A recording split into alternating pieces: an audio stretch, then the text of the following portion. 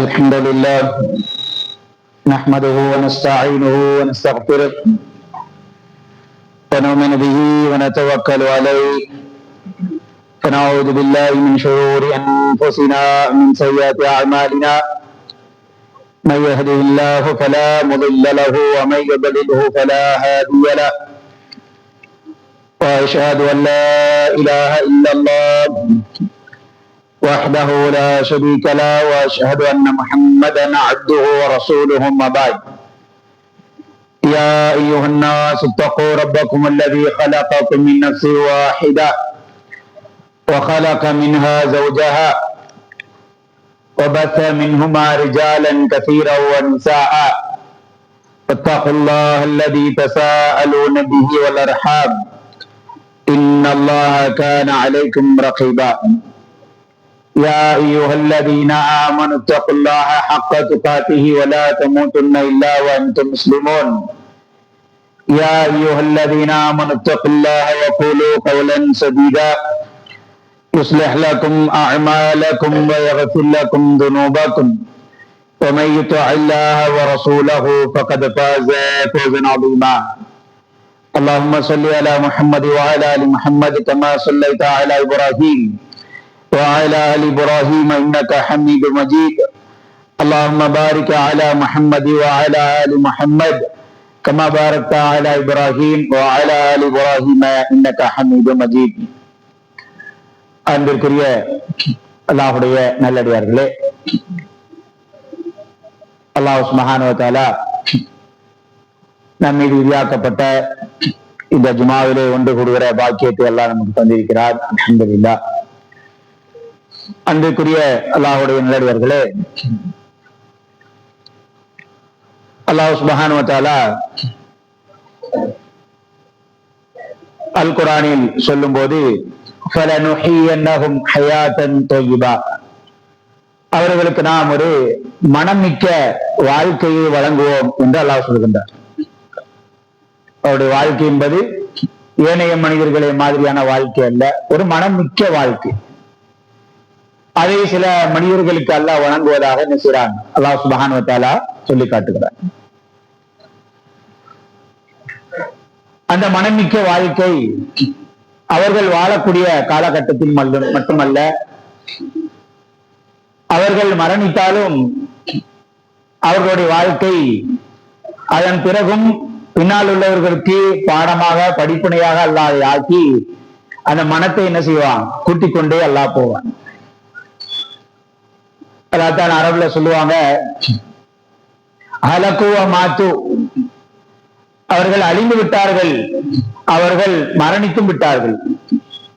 ஹலகுவ மாத்து, அவர்கள் அழிந்து விட்டார்கள், அவர்கள் மரணித்தும் விட்டார்கள். அவர்களுடைய சதைகள் மண்ணோடு மண்ணாக கலந்து விட்டன, அவர்களுடைய சதைகள் மண்ணோடு மண்ணாக கலந்து விட்டன. ஆனால் அவர்களுடைய சதைகள் கலந்த அந்த மண்ணை எடுத்து நுகர்ந்தால் அது அழகான மனமிக்கதாக இருக்கிறது. அவர்களுடைய எலும்புகள் எல்லாம் பொடிகளாக மாறிவிட்டன, அவருடைய எலும்புகள் எல்லாம் பொடிகளாக மாறிவிட்டன. மாத்து, அவர்கள் மரணித்து விட்டார்கள். கிண்ணகும் அஹ்யா, என்றாலும் அவர்கள் உயிரோடு இருக்கிறார்கள் என்ற ஒரு கவிதைய அரபு மொழியில என்ன செய்வாங்க, சொல்லுவாங்க. இதுக்கு என்ன அர்த்தம்? உலகத்துல சில மனிதர்கள் வருவாங்க, வாழ்வாங்க, ஆனா அவங்க வாழ்க்கை மரணத்தோட முடிஞ்சிடும். அதை பத்தி மக்கள் என்ன செய்ய மாட்டாங்க, எடுத்து பேசவே மாட்டாங்க. ஆனா சில மனிதர்கள் வந்திருப்பாங்க, அவர்களும் இந்த பூமியில் தான் வாழ்ந்திருப்பார்கள், மக்களோடு மக்களாக வாழ்ந்திருப்பாங்க. ஆனா அவங்க மரணிச்சுட்டா அதோடு அவங்கள பத்தி பேசுறது முடியாது. அதுக்கு பின்னால உள்ளவங்களும் என்ன செய்வாங்க, அவங்கள பத்தி பேசிக்கொண்டே இருப்பார்கள்.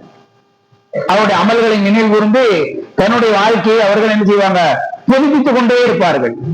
இப்படி சில மனிதர்களுக்கு அல்லாஹ் சுப்ஹானஹு வ தஆலா நமக்கு என்ன செய்யறான், வரலாற்றுல நமக்கு அப்படியே அங்கும் இங்குமாக சில மனிதர்கள் அல்லாஹ் காட்டுறான். அதுல மிக முக்கியமானவங்க யாரு, நபிமார்கள். நபிமார்களுடைய வாழ்க்கை, எல்லா நபிமார்களுடைய வாழ்க்கை எப்படிப்பட்டது? மரணத்தோட அல்லாஹ் அப்படியே முடிக்கல. சில நபிமார்களுடைய வாழ்க்கை என்ன செஞ்சிருக்கிறா, அவங்க மரணிச்சு பல நூற்றாண்டுகள் ஆனாலும் காலமே தெரியாம போனாலும் அவரை பற்றிய செய்திகளை நமக்கு ஒரு நினைவாக அல்லாஹ் ஆக்கி இத மாதிரி நீனும் இரு அப்படின்னு எல்லாம் சொல்லிட்டார். இப்ராஹிம் அலைஹிஸ்ஸலாம் பாருங்க, வாழ்க்கையில் எவ்வளவு விஷயங்கள். குர்ஆன்ல நிறைய துவாக்கள் இருக்குது. அந்த துவாக்கள்லயே அதிகமான துவாக்கள், ஒரு நபியுடைய துவாக்கள்னா அது யாரோட துவா தான்? இப்ராஹிம் அலைஹிஸ்ஸலாமுடைய துவா தான். இப்ராஹிம் அலைஹிஸ்ஸலாம் இன்னஹு கான அவ்வாஹுன் ஹலீம், அவர் அதிகமாக அல்லாஹ்விடம் பிரார்த்திக்கக்கூடியவராக இருந்தார். அதனால அவரை தூக்கி கொண்டாந்து அல்லாஹ் எங்க வச்சான்? ஒரு முஸ்லிம்குள்ளே அல்லாஹ் வச்சான், ஒரு தொழுகையாளிக்குள்ளே வச்சான். ஒரு தொழுகையாளியும் தன்னுடைய தொழுகையில யார நினைச்சாக்கணும்? அல்லாஹும்ம ஸல்லி அலா முஹம்மத் வ அலா ஆலி முஹம்மத் கமா ஸல்லைத அலா இப்ராஹீம் வ அலா ஆலி இப்ராஹீம். அதிகமாக பிரார்த்தனை செய்வது என்பது ஒரு மனமிக்க வாழ்க்கை இல்லையா? நம்ம வாழ்க்கையில நிறைய பிரார்த்தனை செய்யக்கூடிய ஒரு சான்ஸ், ஒரு வாய்ப்பு, ஒரு மனநிலை நமக்குள்ள இருக்குது அப்படின்னு சொன்னா அது ஒரு அற்புதமான வாழ்க்கை தானே. அதிகமா நம்ம அல்லாஹ்ட்ட துஆ செஞ்சுட்டே இருக்கிறோம்னா இந்த நினைப்பை, இந்த சிந்தனை அல்லாஹ் நமக்குள்ள தரான் என்பது ஒரு அற்புதமான விஷயம். இதுதான் மனமிக்க வாழ்க்கை. அதிகமா அல்லாஹ்ட்ட ஒருத்தர் துஆ செய்யறான்னா அதுதான் உண்மையிலே என்னது? ஒரு மனமிக்க வாழ்க்கை. மனமிக்க வாழ்க்கை வாழ்ந்துட்டு இருக்கிறோம் அர்த்தம். அது இப்ராஹிம் அலைஹிஸ்ஸலாம் அவர்கள் அப்படிப்பட்ட நபராக இருந்தார். அதிகமாக துஆ செய்து கொண்டே இருக்கிற ஒரு மனமான வாழ்க்கை. அதனால என்ன செஞ்சா, அவரு ஒரு மனமான வாழ்க்கையை வாழ்ந்தாரு. அது அவருக்கு மட்டும் போறாது, பின்னாடி வர்ற எல்லாருக்கும் அது கிடைக்கும் சொல்லி குர்ஆன்ல என்ன செய்யறான்? அவருடைய வரலாறை சொல்லி இப்படி எல்லாம் துஆ செய்தார், இதை செய்யுங்க. இதுதான் மனமான வாழ்க்கை. அப்ப அவங்க இறந்துட்டாங்க, இறந்ததோட முடிச்சுட்டானா அல்லாஹ்? இல்ல, பின்னாடி வரக்கூடியவங்களுக்கு சில பாடங்களை, படிப்பினைகளை என்ன செய்யறான்? அல்லாஹ் ஆத்தான். அதிகமா துஆ செய்யுங்க, அதிகமா அல்லாஹ்ட்ட கேட்டுக்கிட்டே இருங்க, சலிப்படையாதீங்க, காலங்கள் எவ்வளவு ஆனாலும் கேட்டுக்கொண்டே இருங்க. இந்த பாடத்தை இப்ராஹிம் அலைஹிஸ்ஸலாமுடைய வாழ்க்கையிலிருந்து நமக்கு தந்து இந்த மனமிக்க ஒரு வாழ்க்கையை நீங்களும் வாழுங்க. அதிகமான பிரார்த்தனைகளோடு வாழ்வதா என்னது? மனமிக்க வாழ்க்கை. அதுதான் உண்மையான மனமிக்க வாழ்க்கை.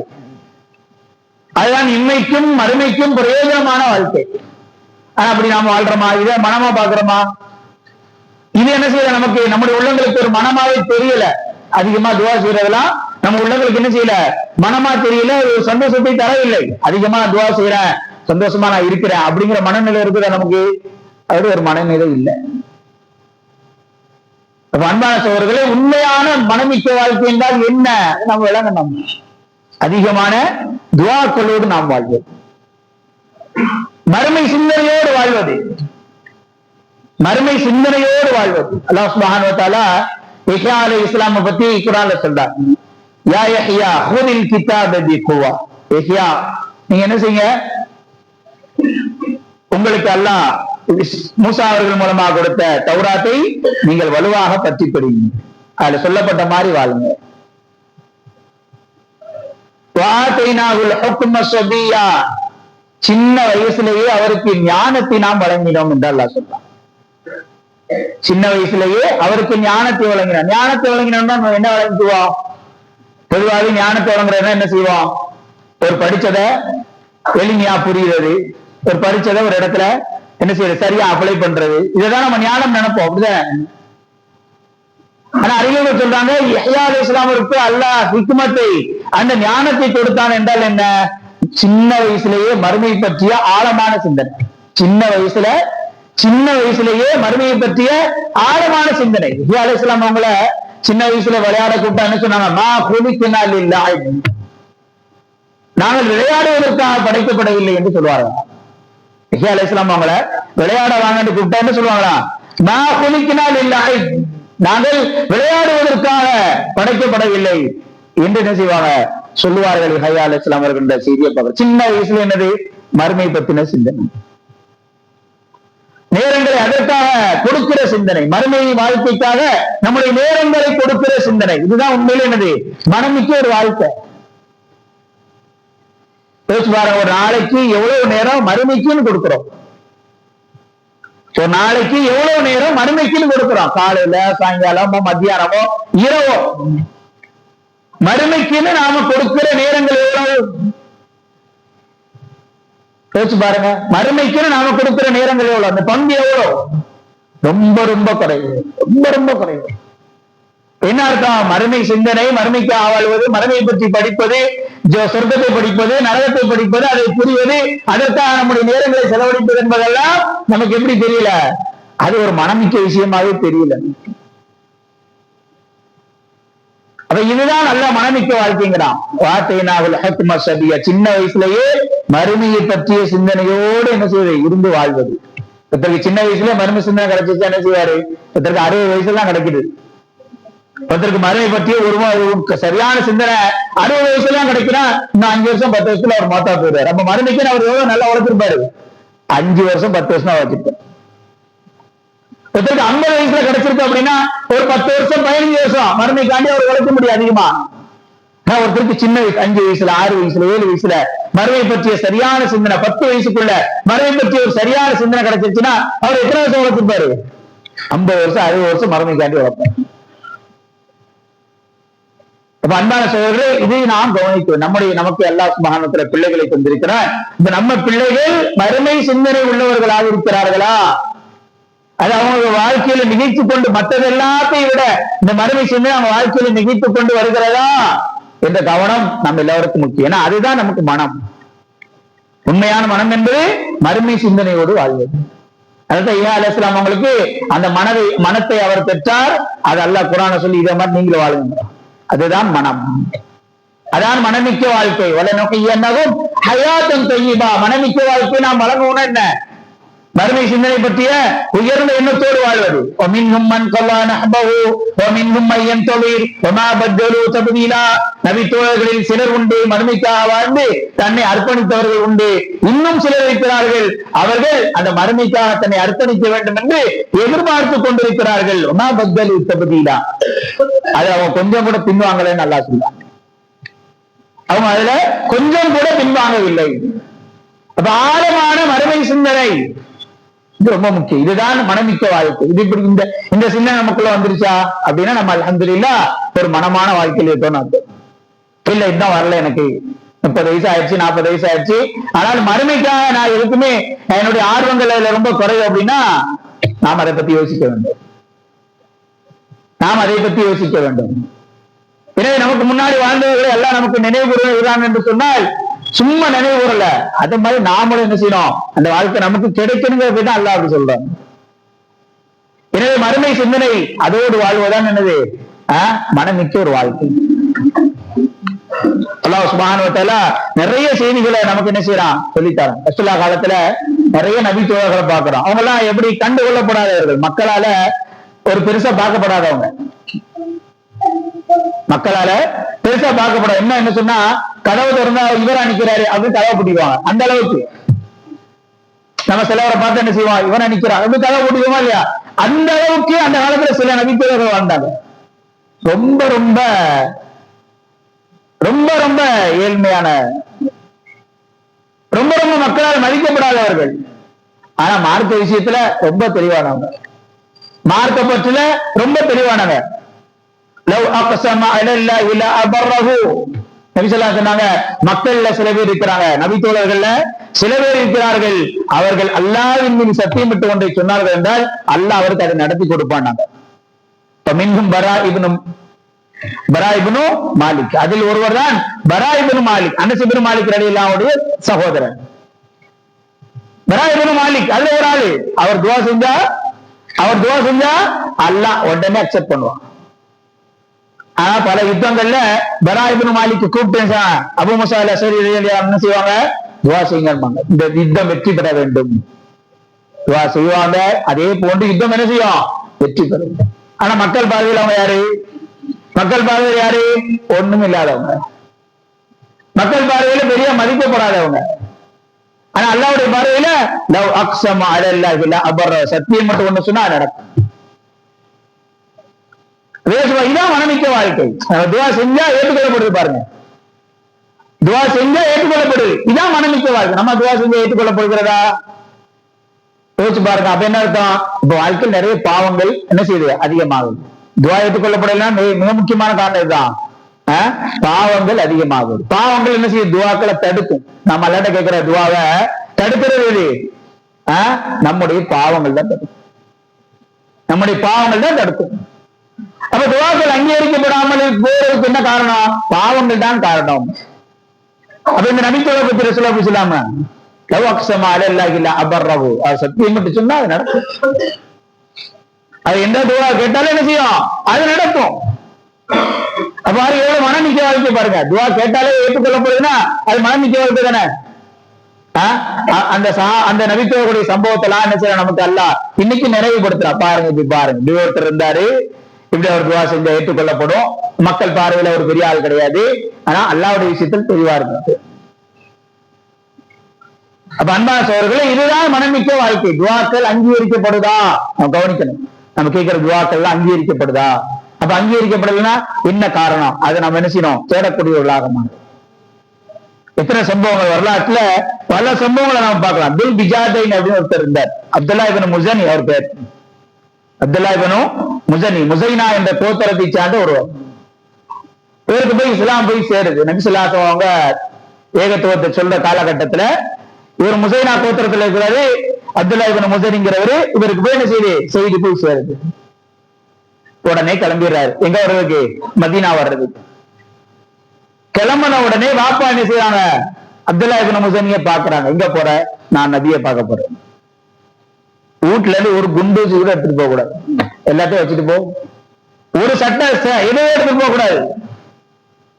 வீட்டுல இருந்து எந்த ஜாமான் எடுத்துட்டு போக கூடாது. போனா போ, ஆனா தனியா போ. வீட்டுல இருந்து எதுவும் எடுத்துட்டு போக கூடாது.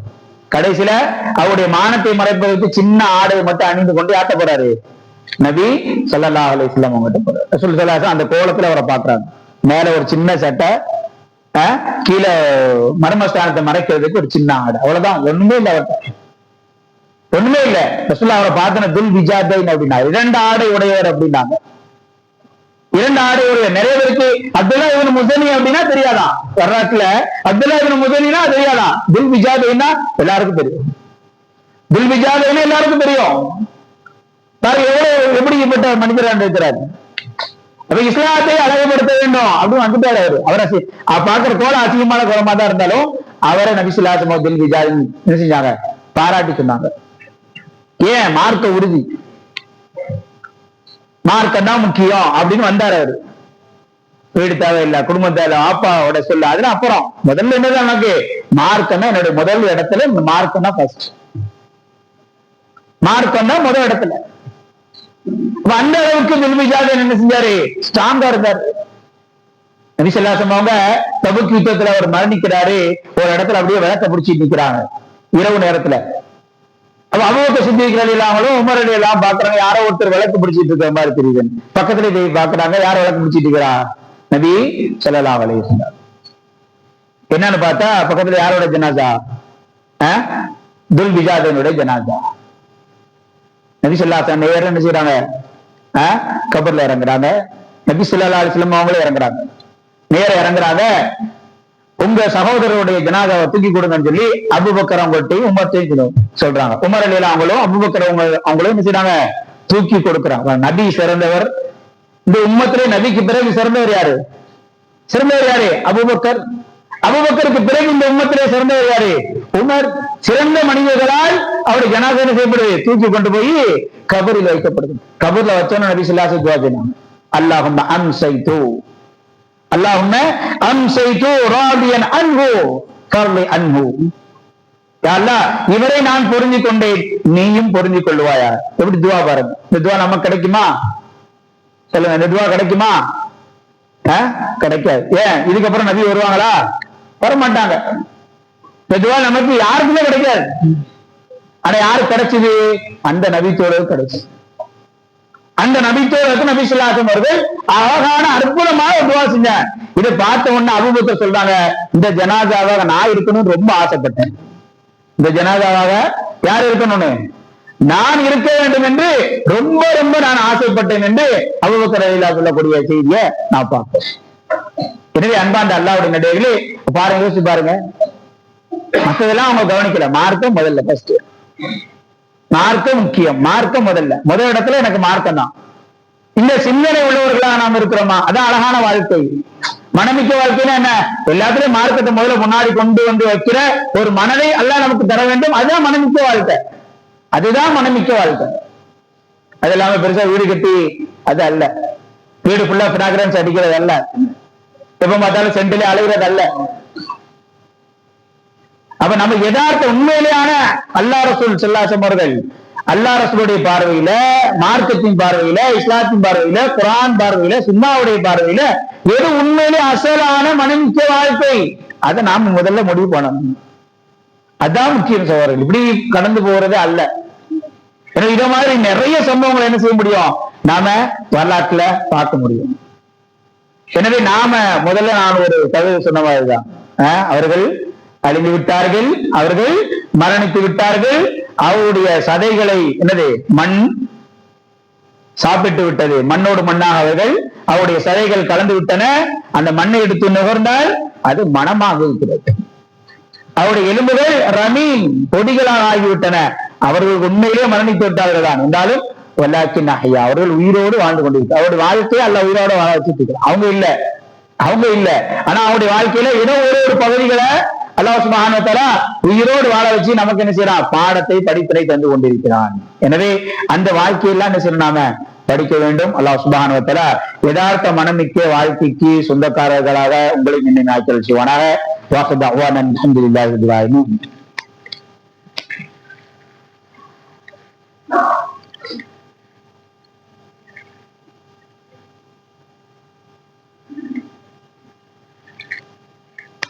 நஹ்மதுஹு வ நஸல்லி அலா ரசூலில் கரீம். அம்மா பாத். அன்பிற்குரிய அல்லாஹ்வுடைய நல்லடியார்களே,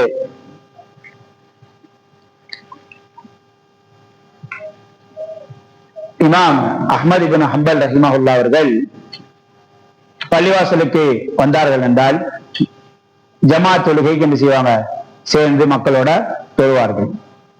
ஆனா நீண்ட நேரம் என்ன செய்ய மாட்டாங்க, தொழுகை முடிஞ்சிச்சுன்னா என்ன செய்வாங்க, கிளம்பி போயிடுவாங்க. அப்ப இது சில பேருக்கு ஆச்சரியத்தை கொடுத்துச்சு. நான் எல்லாரும் உட்காந்து பேசிட்டு இருக்கிறோம், இவங்க மட்டும் எப்ப பார்த்தாலும் தொழுகை முடிஞ்ச உடனே ஏந்திச்சு போயிடுறாங்களே அப்படின்னு சொல்லி அதான் அவங்களோட கேட்கப்படுது. இமாம் அஹ்மத் இப்னு ஹம்பல்கிட்ட கேட்கிறாங்க. சில பேர் என்ன கேட்கிறாங்க, இந்த மாதிரி நீங்க போயிடுறீங்களே, எங்களோட எல்லாம் உட்கார்ந்து பேசுறது இல்லையே அப்படின்னு என்ன செய்யறாங்க, கேட்கிறாங்க. அப்ப இமாம் அஹ்மத் இப்னு ஹம்பல் சொன்னாங்க, நான் நபித்தோழர்களோட பேசிட்டு இருக்கிறேன். நான் யார்கிட்ட பேசிட்டு இருக்கிறேன், நான் நபித்தோழர்களோடு பேசிக் கொண்டிருக்கிறேன். நபித்தோழர்கள் காலத்துல பின்னாடி வந்தவங்க தான் யாரு, நிறைய நபித்தோழர்கள் இறந்ததுக்கு அப்புறம் வந்தவங்க தான் யாரு, இமாம் அஹ்மத் இப்னு ஹம்பல். நான் நபித்தோழர்களோடு பேசிக் கொண்டிருக்கிறேன். அப்ப என்ன அர்த்தம், நபித்தோழர்களை பற்றி எழுதப்பட்ட புத்தகங்களை வாசித்துக் கொண்டிருப்பதன் மூலமாக யாரோடு பேசிக் கொண்டிருக்கிறேன், நபித்தோழர்களோடு பேசிக் கொண்டிருக்கிறேன். அப்ப பாருங்க, இதுக்கு முன்னால் நான் நிறைய சம்பவங்கள் சொன்னேன். இது எல்லாத்தையும் நாம என்ன செய்யணும், கொஞ்சம் சிந்திக்கணும். அப்படிப்பட்ட மனிதர்களுடைய வாழ்க்கை வரலாறுகளை என்ன செய்யணும், நாம படிக்க வேண்டும். படிக்கிற பழக்கமே நம்மகிட்ட இல்லாதனாலதான் அந்த விஷயங்கள் எல்லாம் நம்ம வாழ்க்கையில என்ன செய்ய முடியல, கொண்டு வர்றதில்லை. நம்ம எல்லாத்தையும் படிக்க நமக்கு நேரம் இருக்குது. யோசிச்சு பாருங்க, எல்லாத்தையும் படிக்க நேரம் இருக்குது. நம்மை பண்படுத்தக்கூடிய நமக்கு முன்னால் வாழ்ந்த பல நல்ல மனிதர்கள் போயிருக்கிறாங்க. அவர்கள் எத்தனை பேர் நம்ம சரியா வாசிச்சிருப்போம், யோசிச்சு பாருங்க. எத்தனை பேரை வாசிச்சிருப்போம், எத்தனை பேர் தெரியும். இதை ஒரு ஆள் சொல்லுங்க, ஒரே ஒரு ஆளை நான் வாசிச்சு இருக்கிறேன், அவர் வாழ்க்கையிலிருந்து 2 பாடத்தை எடுத்திருக்கிறேன், 4 பேருக்கு சரியா அனுப்பியிருக்க சொல்லி இருக்கிறேன். ஒரு ஆளை காட்டி சொல்லுங்க பார்க்கலாம். அப்ப அந்த பழக்கமே நமக்கு இல்லை. அந்த அவங்கள வாசிக்கிற பழக்கமே இல்லை என்றால் அந்த பண்பு எப்படி நம்முடைய வாழ்க்கையில வரும்? குர்ஆன்லயே நீங்க பார்க்கலாம், நபிமாருடைய வரலாறு மட்டும் அல்லாஹ் சொல்லல, சில நல்ல மனிதர்களுடைய வரலாறையும் அல்லாஹ் சொல்லுகிறான். நல்ல மனிதர்களுடைய வரலாறையும் சொல்லுகிறான். எதுக்கு? நம்மளை பண்படுத்துவதற்காக. எனவே படிக்கிற ஒரு பழக்கம், மூதாதையர்களை படிக்கிற பழக்கம், முன்னோர்களை படிக்கிற பழக்கம், உண்மையிலேயே நம்ம மார்க்கத்துக்காக தியாகம் செய்தவர்களை படிக்கிற பழக்கம், நபித்தோழர்களை படிக்கிற பழக்கம், அதுக்கு பின்னாடி வந்த பெரும் அறிஞர்களை படிக்கிற பழக்கம், இது என்ன செய்யணும், நம்முடைய வாழ்க்கையில வரும்போதுதான் இந்த மாற்றங்கள், மனமிக்க வாழ்க்கைங்கிற இந்த மாற்றங்கள் நமக்கு என்ன செய்யும், ஏற்படும். எல்லாத்தையுமே அல்லாஹ் குர்ஆன்ல விளக்கல, எல்லா வசனத்தையும் குர்ஆன்ல விளக்கிட்டானா அல்லாஹ்? இல்ல. சில மனிதர்களை படிக்கும் போது அந்த குர்ஆன் வசனம் நமக்கு வரணும். அந்த மனிதர்களை படிக்கும் போது எது வேணும், நான் படிச்ச குர்ஆன் வசனம் வழங்கும். ஒரு முறை உமர் இப்னு கத்தாப் ரலியல்லாஹு ஒரு மனிதர்கிட்ட ஒரு வார்த்தையை கேட்கிறாங்க. என்ன கேட்கிறாங்க? அல்லாஹும்ம ஜஅல்னி கலீலன், யா அல்லாஹ் சிறு கூட்டத்தில் என்னை ஆக்கி வைப்பாயாக. எது ஆக்கி வைப்பாயாக? சிறு கூட்டத்தில் என்னை ஆக்கி வைப்பாயாக. அந்த நபி ஒருத்தர் துஆ செய்றாரு. இது யார் கேட்கிறா? உமர் இப்னு கத்தாப் ரலியல்லாஹு கேட்கிறாங்க. சிறிய கூட்டம். நம்மள என்ன நினைப்போம், கூட்டம் பெருசா இருக்கிறது நினைப்போம். சாப்பாடு கடைக்கு போனாலும் சரி, பள்ளிக்கு வந்தாலும் சரி, ஒரு வெளியே ஏதோ ஒரு நிகழ்ச்சிக்கு போனாலும் என்ன செய்வோம், கூட்டத்தை அதிகமா சேர்த்துட்டு போகணும். அதிகமா கூட்டம் சேர்றது நமக்கு விருப்பமா இருக்கும். அவர் எப்படி கேட்கிறாரு, சிறிய கூட்டத்தில் என்னை ஆக்கி வைப்பாயா, இது யாரை தூக்கி போடுறது, இன்னும் இப்படி ஒரு துவா செய்யறாருன்னு அவங்களே என்ன செய்யறாங்க, யோசிக்கிறாங்க. யாரையோ மறுபடியும் கத்தாப எல்லாம். அப்ப அவரை கூப்பிட்டு கேட்குங்க, என்ன துவா இது, சின்னமா குறைந்த கூட்டத்தோடு சேர்த்து வைப்பாயன்னு. அப்பதான் அவர் சொல்றாரு, குர்ஆனுடைய வசனத்தை என்ன செய்யறாரு, ஓதுறாரு. குர்ஆனுடைய ஒரு வசனத்தை ஓதுகிறார். கலீலம் மின் இபாதிய ஷகூர், என்னுடைய அடியார்களில் குறைந்த கூட்டத்தார்கள் தான் எனக்கு நன்றி உள்ளவர்களாக துன்யாவில் நடப்பார்கள் என்ற வசனம். என்ன வசனம், என்னுடைய அடியார்களில் குறைந்த கூட்டத்தார்கள் தான் நன்றி உள்ளவர்களாக துன்யாவில் இருப்பார்கள், நடப்பார்கள் என்ற வசனத்தை யாரு ஓதுறா, அவர் ஓதுறாரு. யாரு கேட்கிறா, உமர் இப்னு கத்தாப் ரலியல்லாஹு கேட்கிறாங்க. உமர் சொன்னாங்க, குல்லு நாசி அஅலம மின் உமர், குல்லு நாசி அஅலம மின் உமர், எல்லா மனிதர்களும் உமரை விட அறிவாளியா இருக்காங்க. உமர் இல்லாம எத்தனையோ படிச்சிருப்பாங்க அந்த வசனத்தை, கட்டிச்சா அவங்களுக்கு கட்டல. ஆனா ஒருத்தருடைய வரலாறு என்ன செய்யுது, இப்படி எல்லாம் இருக்கான்னு அவர் யோசிக்கிறான். அவன் நல்ல மனிதர்கள், அறிஞர்கள் இவங்களை படிக்கும் போதுதான் நமக்குள்ள சில மாற்றங்கள், பண்பாடுகள் என்ன செய்யும், பண்புகள் உண்மையிலே என்ன செய்யும், வளரும். எனவே அதன் பக்கம் ஒரு நல்ல கவனத்தை என்ன செய்யணும், நாம் அனைவரும் செலுத்த வேண்டும். அல்லாஹ் சுப்ஹானஹு வ தஆலா இந்த ஜுமாவின் மூலமாக இதை கேட்டமோ அதை அமல் செய்கிற பாக்கியத்தை உங்களுக்கும் எனக்கும் தருவானாக. வாஹித் தஅவானா அல்ஹம்துலில்லாஹி ரப்பில் ஆலமீன்.